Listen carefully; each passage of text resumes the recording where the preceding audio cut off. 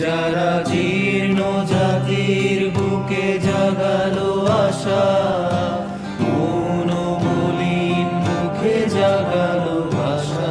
যারা জীর্ণ জাতির বুকে জাগালো আশা,